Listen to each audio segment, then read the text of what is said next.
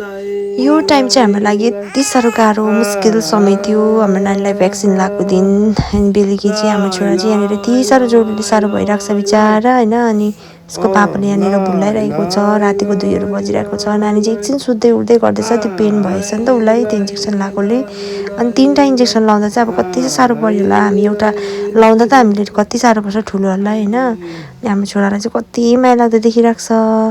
अनि कस्तो मन दुखाउँदै रुँदैछ होइन अनि यस्तै हुँदो रहेछ यति साह्रो गाह्रो भयो यो समय चाहिँ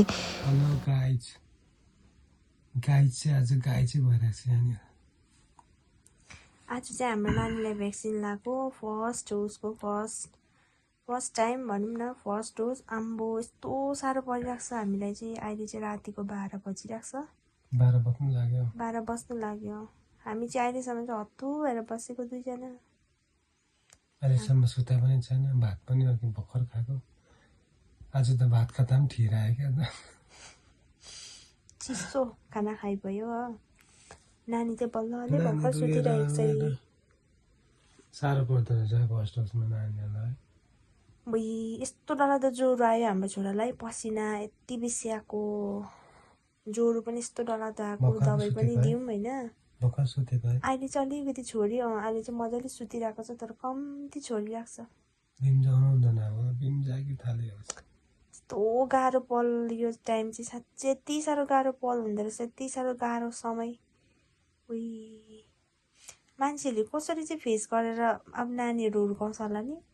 म त भ्याक्सिन चाहिँ त्यस्तो उयो त लागेको थिएन अब हुन्छ सबैले त गरिरहेको छ भन्ने मलाई चाहिँ लाग्थ्यो होइन तर पढेको बेलामा चाहिँ आफूलाई थाहा हुँदो रहेछ यस्तो गाह्रो हुँदो रहेछ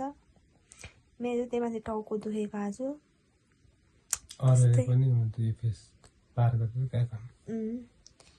अब लाउनु नपरे जस्तो पनि हुने नि जस्तो हुन्छ हामीलाई चाहिँ नानी चाहिँ भ्याक्सिनहरू चाहिँ कसरी अरूले लाएर हुर्काउँछ हामी बिचरामा छोरा यसरी सुतिरहेको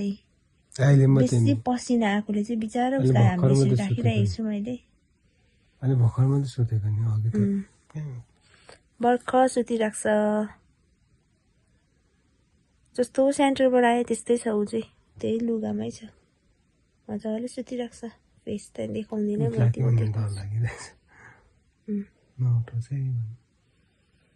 पापाको हत्तु म पनि मैले पनि अघि निकै पक्रेँ नि तर मैले पनि निकै पक्रेँ यस्तै भइरहेको छ हाम्रो जिन्दगानी यसरी चलिरहेको छ छोराछोरी हुर्काउनु बहुत साह्रो रहेछ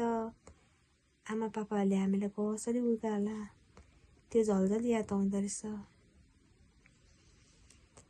जतिजना नयाँ बाउ आमा बन्नेवाला छ यस्तो हुन्छ है